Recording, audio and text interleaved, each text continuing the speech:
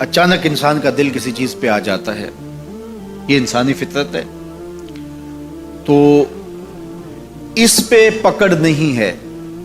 صوفیہ کہتے ہیں کہ تمہارا دل اتنا صاف ہو کہ تمہارے دل میں یہ بات بھی نہ آئے، غنا تمہیں نصیب ہو جائے، لیکن اس کے باوجود ہم بشر ہیں، کمزور ہیں، تو کسی شخص کے پاس کوئی چیز دیکھی اور للچا گیا دل اس کی طرف، اور پھر اس کو حاصل کرنے کے لیے کوشش میں، تردد میں لگ گیا۔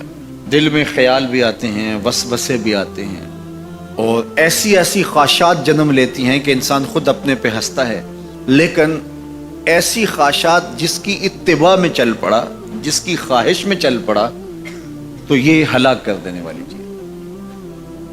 آرزو کا پیدا ہو جانا، حتیٰ کہ آرزو تو آرزو رہی، وسوسے کے پیدا ہو جانے پر بھی پکڑ نہیں ہے اگر اس کی اتباع نہ کی جائے۔ صحابہ نے حضور سے عرض کیا، حضور ہمیں ایسے وسوسے آتے ہیں کہ اگر ہم بیان کر دیں تو قتل کر دیے جائیں۔ اتنا غلیظ خیال بعض اوقات انسان کے دل کی تختی پہ آتا ہے، دماغ کی سکرین پہ ابھرتا ہے۔ تو فرمایا کہ تم کیا کرتے ہو؟ تو انہوں نے کہا کہ ہم اس کو جھٹکنے کی کوشش کرتے ہیں، جب اس طرح کا کوئی خیال آتا ہے تو بندہ اس کو جھٹکتا ہے، دور کرتا ہے، اور بندہ خوف زدہ ہوتا ہے اور اللہ کی پناہ میں آتا ہے، اور اس کی ایک حالت ہوتی ہے۔ تو اس حالت کا انہوں نے ذکر کیا کہ ہم تو پھر یہ کرتے ہیں۔ تو فرمایا کہ ذالک صریح الایمان، یہ تمہارے واضح ایمان کی علامت ہے کہ اس وسوسے کے بعد جو تمہاری طبیعت میں بے چینی اور بیزاری پیدا ہوئی، اور اس کو دھکیلنے کے لیے، اس کو خیال سے ہٹانے کے لیے، اس کو تصورات سے دور کرنے کے لیے جو تم نے کوشش کی، یہ تمہارا ایمان تھا جو کھڑا ہوا، اور تم اس سے بچنے کی کوشش کرتے ہو، تو یہ تمہارے ایمان کی علامت ہے۔ تو خالی وسوسہ اگر کتنا ہی غلیظ کیوں نہ ہو، اگر اس وسوسے کو خیال کا حصہ بنا کے اس سوچ کو لذت کا سبب نہ بنا لیا جائے، حتیٰ کہ غیر محرم کے اوپر آپ کی نظر پڑ گئی، تو فرمایا النظرۃ الاولی لک والثانیۃ علیک، جو پہلی نظر تجھے حاصل ہوئی تو وہ تیرے لیے ہے، لیکن اگر تو نے نظر کا تتبع کیا اور پھر تیری نظر نے دوبارہ پیچھا کیا تو وہ تیرے اوپر وبال بن جائے گی۔ تو خواہش کا، وسوسے کا، اور کسی ایسی چیز کا دل اور دماغ کی سکرین پہ ابھرنا اور خیال پیدا ہو جانا، یہ کوئی بات نہیں ہے۔ انسانی زندگی کے اندر کتنے ہزار خیالات جو ہے وہ انسان کے دماغ میں جو ہے وہ پیدا ہوتے ہیں، اور پیدا ہو کر کے مٹتے ہیں، پھر نئے پیدا ہوتے ہیں۔ کبھی بھی انسان کا دماغ خالی نہیں رہتا، ہر وقت سوچتا ہے۔ آپ اگر یہ طے کر لیں کہ میں کچھ نہیں سوچنا، تو یہ سوچ رہے ہوں گے کہ میں کچھ نہیں سوچتا۔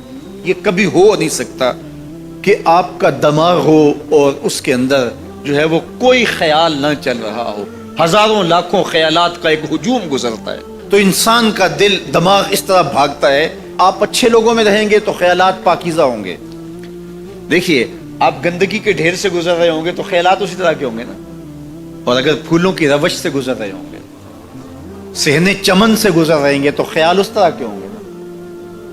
آپ جو ہے وہ کسی بازار سے گزر رہے ہوں گے تو خیال اس طرح کے ہوں گے، اور مدینے کی گلی سے گزر رہے ہوں گے تو پھر خیال اسی طرح کے ہوں گے نا۔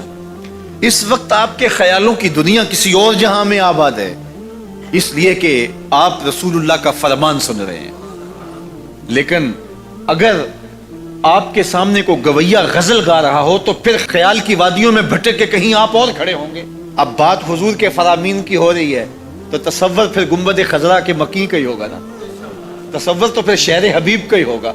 لیکن اگر آپ باتیں دوسری جانب کی کر رہے ہو تو تصور پھر ادھر جاتا ہے، اور اسی لیے ہمارے علماء نے کہا کہ گانے کی طرز پہ نعت نہیں پڑھنی چاہیے، اس لیے کہ گانے کی جو معروف طرز ہوگی، جب اس طرز پہ نعت پڑھی جائے گی تو سن آپ نعت رہے ہوں گے، طرز سے آپ کے دماغ اور آپ کے خیالات بھٹک کے کہیں اور چلے جائیں گے۔ اس لیے یہ گوارا ہی نہیں ہے کہ ذکر رسول اللہ کا اور خیال کہیں اور جا رہا ہو، خیال آوارہ ہو اور بھٹک رہا ہو۔ جب تذکرہ حضور کا ہو رہا ہو تو خیال بھی گنبد خضرا کے مکی کا ہی ہونا چاہیے۔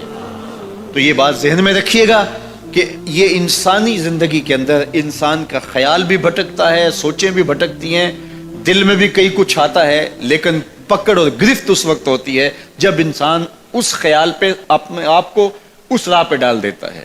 لالچ کا پیدا ہونا بھی شریعت میں ماخوذ نہیں ہے. وہ تمہارے